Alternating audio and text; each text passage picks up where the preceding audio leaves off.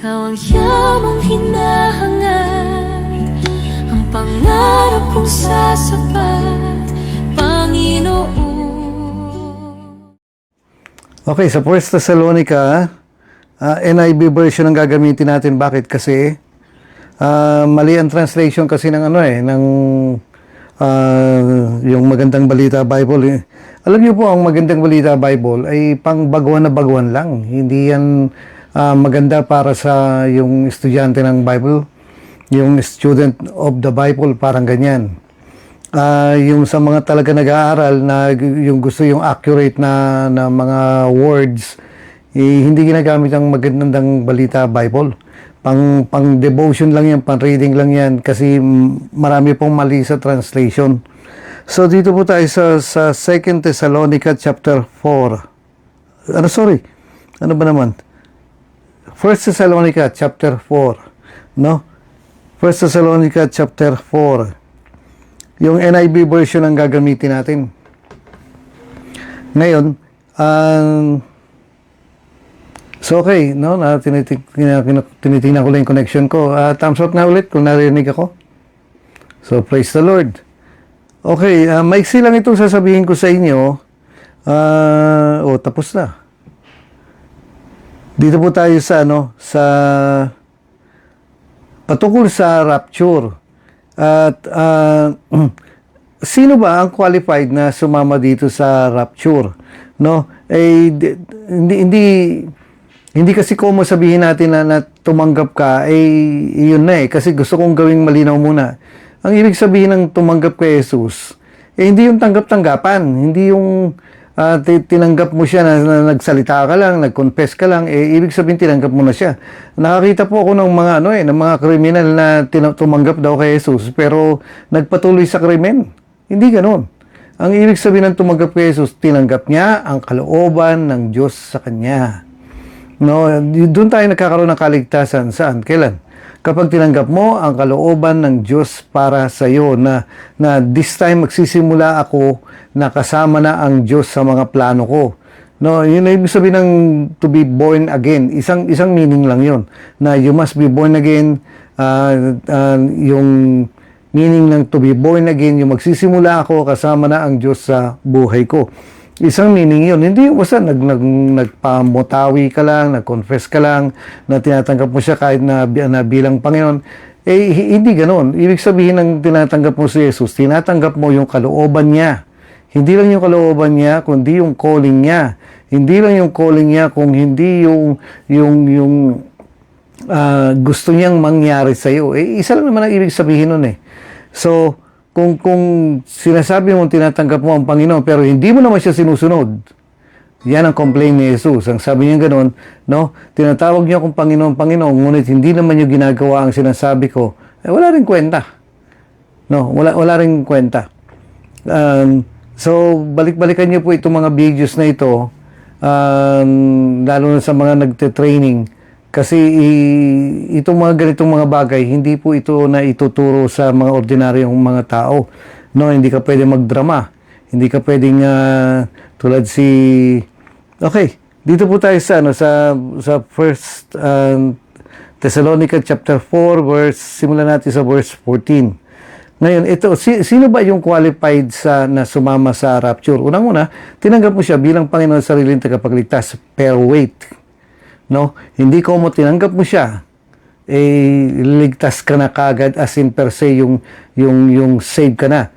Sabi niya, ang gumagawa ng kalooban ng aking Ama, yun lang. No? Hindi pwedeng sasabihin mong ganyan na tinanggap mo siya pero yung sarili mo pa rin ang sinusunod mo. Hindi ganoon. Walang ganoon. Gusto ko lang maging malinaw yun. Okay, dito po, mayroon siya sinabing 2 qualifications ng sasama sa rapture. Alalahanin po natin, may mga verses dito sa Biblia na ang sabi, no, Panginoon, nagpagaling kami sa pangalan mo, nangaral kami sa pangalan mo, sabi na Jesus sa kanila, hindi ko kayo kilala. No? Hindi kayo nakasubmit sa akin. Kumbaga, magugulat ka. Naglilingkod ako nag-work ako, nagpapastor ako, pero bandang uli, sasabihin ng Panginoon sa akin, hindi ko yung kakilala. Bakit? Kasi sarili mong kalooban, sarili mong agenda yung ginagawa mo. No? Ngayon, palaisipan po, what if kung sinabi ng Diyos na magpastor ka sa Apari, halimbawa, no? Pero ayaw mo magpunta ron, gusto mo magpastor sa Mindanao. Nasa pagsunod ka ba?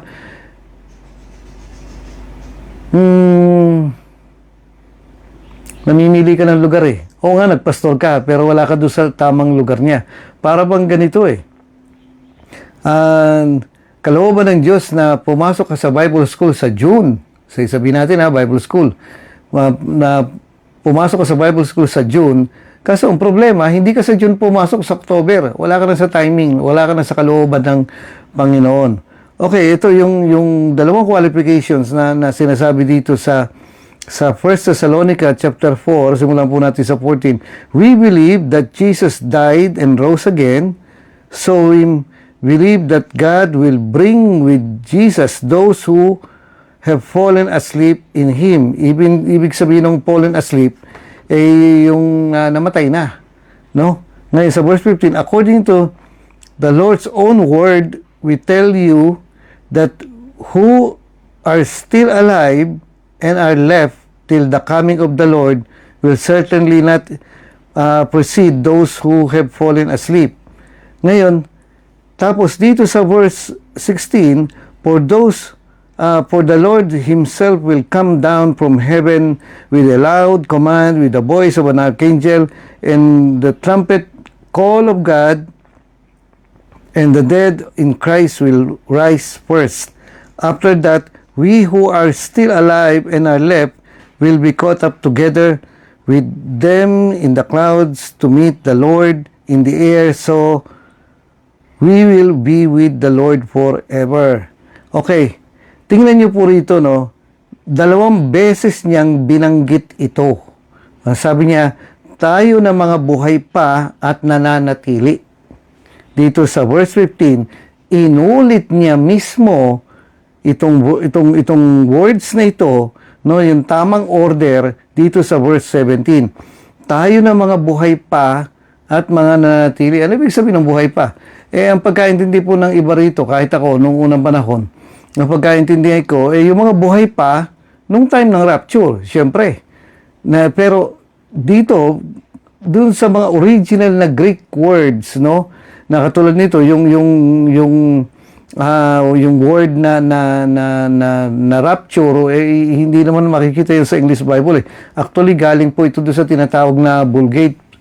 Mga translation ng Bible ito na medyo malalim na. Pwede mo na mabasahin ng NIV kasi mas modern translation ito. Yung Vulgate kasi, isang uri ng translation na noong sinaunang panahon pa. No? Ngayon, dito po, sabi niya, tayo na mga buhay pa, tinatranslate ko na lang. Tayo na mga buhay pa, number 1, at nananatili. Ito yung kondisyon na sabi niya, ito yung mga sasama sa rapture. No? Okay, ano ibig sabihin nun? Na dito, yung mga original Greek word niya, katulad po rito sa yung word na rapture, ay harpaso, ito yung caught up, yung dinakma. Ito yung, kumbaga, sabihin natin yung isang bata o matanda na nandun sa kalsada at biglang may dadaan na malaking sasakyan at mababangga na siya, may taon dadakma sa kanya at hihilahin siya. Yun ang ibig sabihin ng rapture. No? Yung caught up, yung biglang tatangayin ka na lang, yung biglang kukunin ka na lang. Bakit? Ang purpose nun ay iligtas ka. Pero in order na iligtas tayo ng Panginoon doon sa parating na Great Tribulation, kasi lalabas ang mga 666 na yan eh. Pero unahin ko po muna ito, mamaya na yung mga 666 na yan. Ang sinasabi po niya, tayo na mga buhay pa at nananatili. So, tandaan niyo po ito. Number 1, tayo mga buhay pa at nananatili. Ang ibig sabihin, ang pupuntahan ng Panginoon, ang susundin ng Panginoon ay 1, yung mga buhay pa. Pero ano ibig sabihin nga sa Greek word na to? Ang ibig sabihin ay yung vibrant, yung buhay, yung mainit na naglilingkod. Hindi yung aandap-andap na. Natatandaan niyo ba yung virgins, yung 5 virgins na naubos na yung ilawan niya? Hindi yun ang babalikan ng Panginoon. Kasi sabi niya ganoon, tayo ng mga buhay pa, hindi yung humihinga ka na literal, Hindi yung pasimba-simba ka lang, kundi yung vibrant, yung nagniningning, yung very active sa paglilingkod sa Panginoon. Ano nga ibig sabihin ng paglilingkod sa Panginoon? Ito yung involved sa gawain sa Panginoon, yung always ready, yung anytime na, brother, sister, kailangan ko yung tulong mo, ganito, ganyan. Sige, tutulong ako. Anong gagawin natin? Magbubuhat tayo. No? Alam niyo, kapag dating na sa tugtugan, pagdating na sa, sabihin natin, yung importanteng trabaho, ay, very mabilis po ang tao na, ako na lang ang magtuturo. Wala namang magsasabing taga-rema ganyan kasi mahihain ang mga taga-rema. Pero pagdating yung doon sa yung magagandang mga trabaho, magagandang ministry, very mabilis na pumayag, pero pagdating na sa buhatan ng gamit, no, pagdating na sa pamamalengke, pagdating sa mga ganito ay hirap na. Hindi po 'yun. Ang ibig sabihin po ng mga nang babalikan ng Panginoon dito ay yung mga alive, yung talagang buhay, yung vibrant. Tingnan niyo, paulit-ulit yung mga words na ginagamit ko.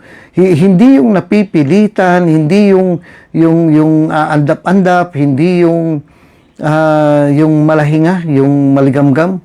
No, tingnan mo yung tao yung boyfriend mo ba pogi o pangit? Ngayon, sumagot ka, sabihin mo maligamgam. No? Hindi ganoon. Talagang malinaw na masipag ito, malinaw na mainit ito at ready ito sa anumang ministry na ibibigay mo sa kanya. Hindi siya mahirap kumbinsihin, hindi siya pinipilit, hindi siya yung late dumating tapos ang aga-agang umuwi na para masabi lang na nagsimba na ako. Hindi ganoon. Ang babalikan ng Panginoon yung mga buhay, yung mga alive, yung vibrant, yung mga nagniningning. Ito yung hindi sila malahinga, hindi sila malasado. Ito yung talagang luto, yung talagang mainit na naglilingkod, ready magpagamit sa Panginoon. Yun ang one. Ngayon, kung pinipilit ka pang mag-camp, mag-isip-isip ka. Pinipilit kang magsimba, mag-isip-isip ka. Pinipilit ka pa sa prayer meeting, mag-isip-isip ka. Pinipilit ka pa sa gawain ng Panginoon, mag-isip-isip ka. Kasi hindi ka kasama ron. Kasi ang babalikan niya yung mga buhay, yung mga hindi pinipilit. Mag-isip-isip ka na may plano ko sa sarili ko, may gusto kong gawin sa sarili ko, hindi si Jesus ang Panginoon mo, ganyan ka. Kasi ang babalikan lang ng Panginoon ay yung mga buhay, yung mga alive. Hindi po yung humihinga lang na literal na may ba't namatay kasi nakalimot makahinga. Hindi ganoon. Yung literal na spiritually buhay na buhay siya. Yun ang meaning ng mga Greek words na ginamit po rito. No, okay, number 2. Sabi niya ganoon, at nananatili. Ang ibig sabihin po ng word na nanatili rito ay remnant. Remnant. Alam niyo po ba na may mga pastor po na ayaw na mag-soul winning? Bakit? Kasi matanda na sila.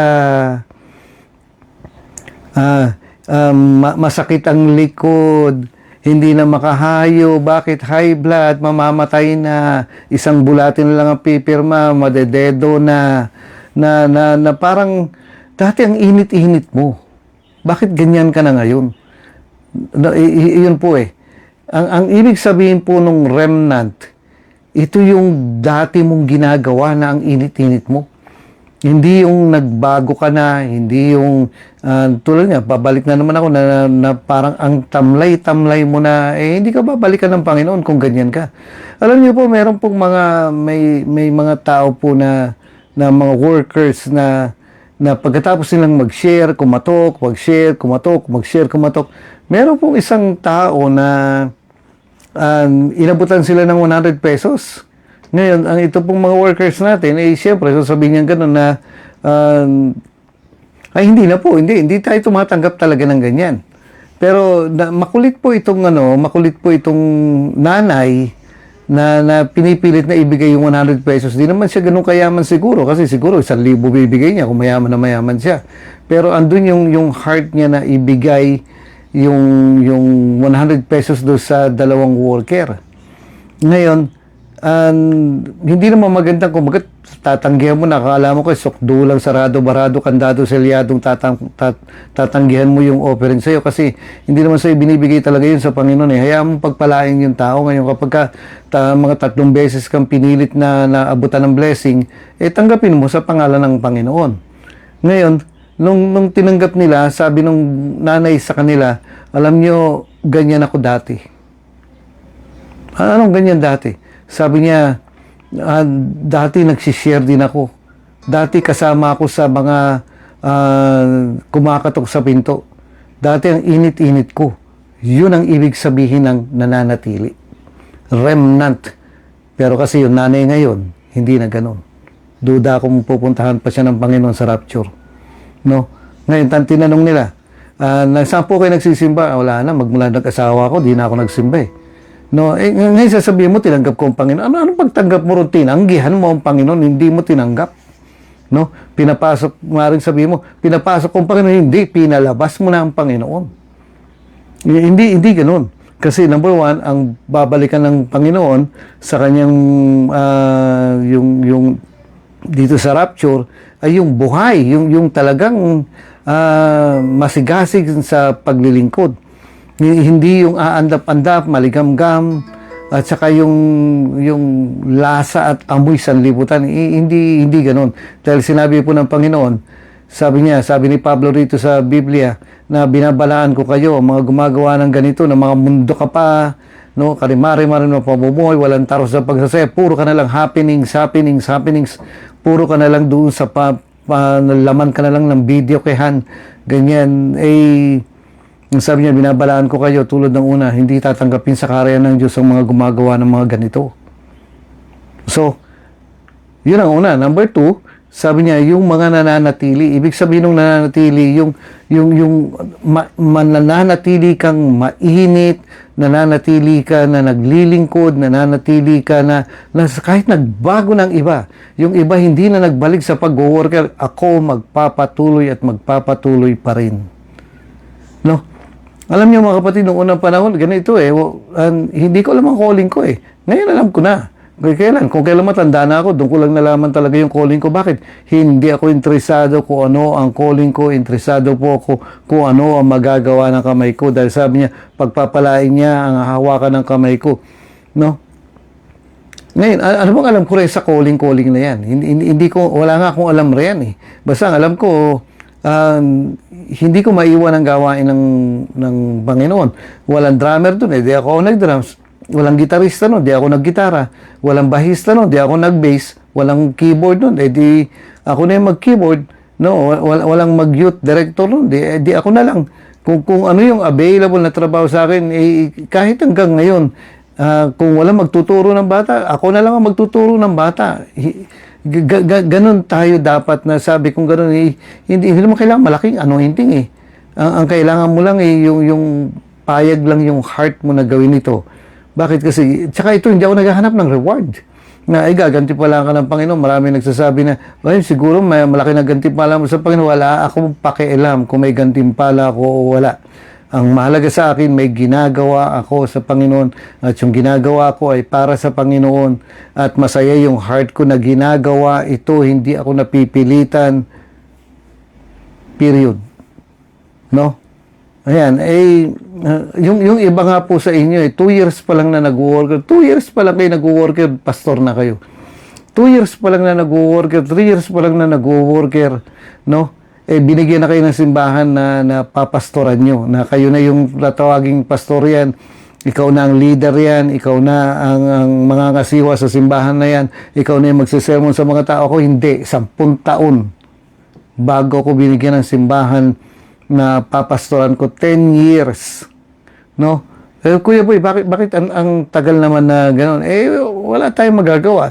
Hindi naman ako naghahanap ng simbahang papastoran, naghahanap ako ng yung magagawa ng kamay ko, yung naghahanap ako ng mga tao, naghahanap ako ng gawain na pwede ako makapaglingkod, no? Hindi yung pag hindi ako pastor yan, hindi ako alam niyo, may kakilala nga ako pag hindi daw siya speaker sa anniversary, hindi siya pupunta eh. Sabi ko na, bakit ayaw mo pumunta? Hindi naman ako speaker. Sabi niya gano'n. Hindi mo ba na-appreciate na iniimbita ka, na gusto nila, ka-fellowship ka, na gusto nila, andun ka sa time ng celebration nila sa gawain ng Panginoon, kasama ka, gusto ka nilang maka-fellowship. Sabi niya, hindi naman ako speaker, bakit ako pupunta? Hindi gano'n. Hindi tayo tinawag na gano'n. Kung taga-Rema ka, ititiwalag kita. Dahil hindi gano'n. No, sabi niya, ulitin ko po rito, sabi niya, tayo na mga buhay pa at tayo na mga nananatili. Yung iba nagbago na, yung iba nawala na, nalaglag na, pero ikaw nananatili ka pa rin. Yun ang babalikan ng Panginoon. No? Na kumbaga, sige, magkalaglagan na tayo. Kumbaga, mawala na kayong lahat.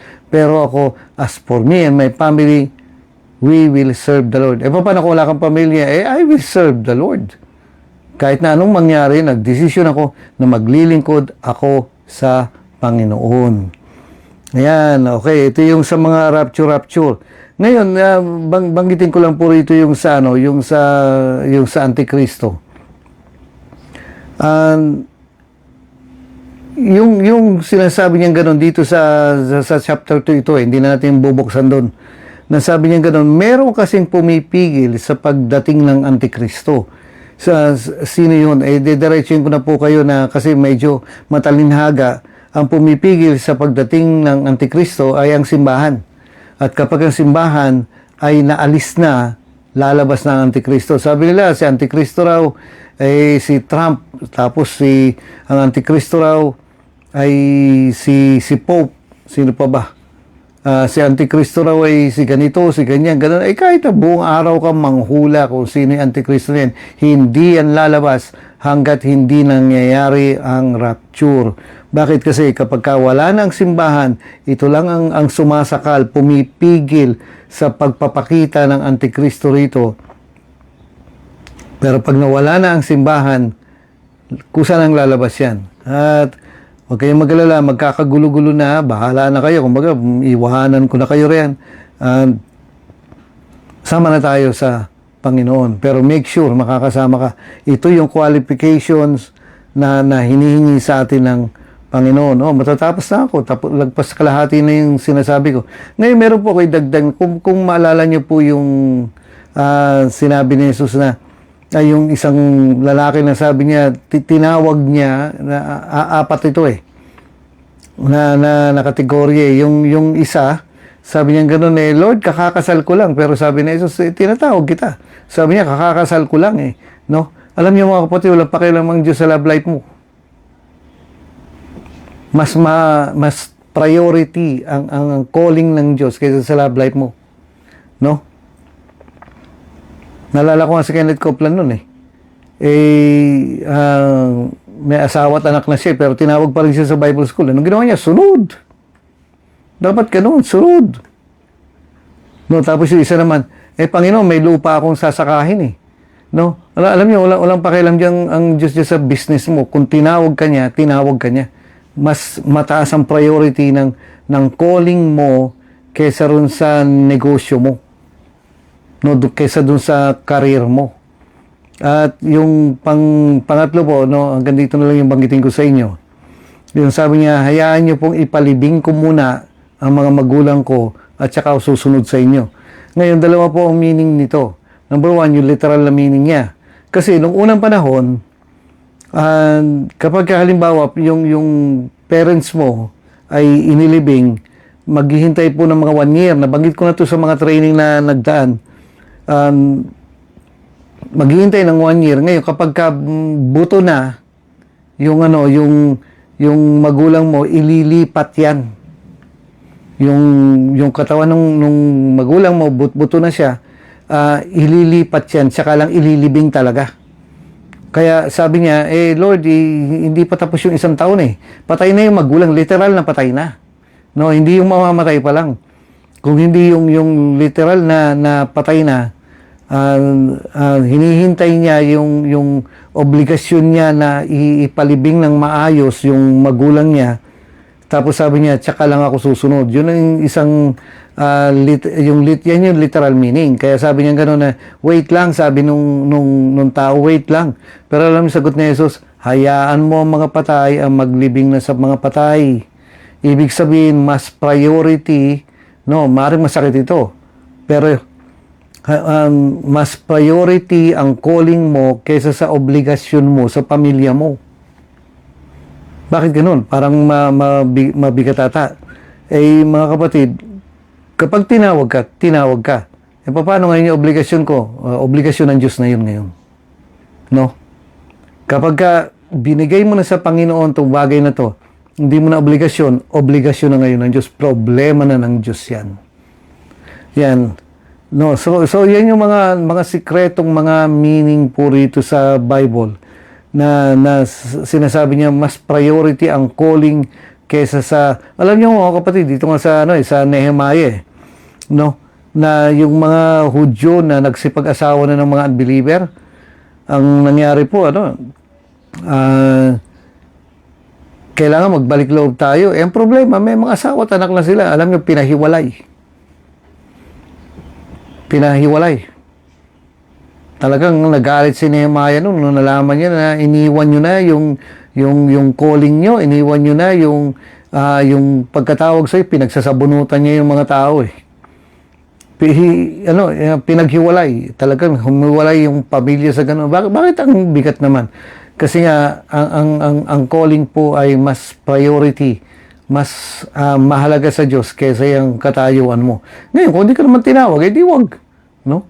Well, hindi mo naman kailangan sundin yung sabihin natin, kung hindi ka naman tinawag na maglingkod sa Kanya, eh di sakahin mo ngayon yung lupa mo, no? Ituloy mo yung love life mo, ay gawin mo yung obligasyon mo. Pero kapag tinawag ka ng Panginoon, hahanapin ka ng Panginoon. Eh, paano ngayon yung obligasyon ko? Obligasyon na ng Panginoon yan. Hindi mo na obligasyon. Kaya ng Diyos na pangalagaan ang mga bagay na pinagkatiwala mo sa Kanya. So, yan po yung yung may share ko sa inyo ngayon. So, tapos na ako. No? Bukas na ulit. So, mahaba po yung time ninyo na mag-evaluate ngayon. Tinatawagan ko po yung mga pastor ulit na mag-altar calling kayo ulit kung kinakailangan. Kung pag-usapan nyo ito, i-discuss nyo, tapos mamayang alas 4, sobrang aga agad. At wala pa akong kalahating oras eh. No? Eh, okay lang. Basta gusto ko pong ma-digest nyo ito. Alalahanin po natin, ang babalikan ng Panginoon ay hindi yung born again lang, pero walang pagsunod.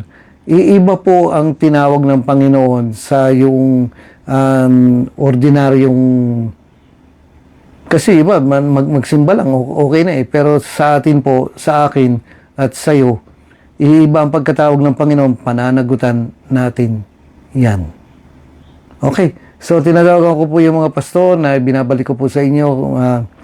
Kayo po ang mag-altar calling kayo, mag-discussion kayo. Tapos mamayang alas 4, manonood tayo. Mahaba yung time natin ngayon. Ito lang i-share ko sa inyo. Bye-bye na po. Ikaw ang yamang hinahangat, ang pangarap kong sasapat, Panginoon.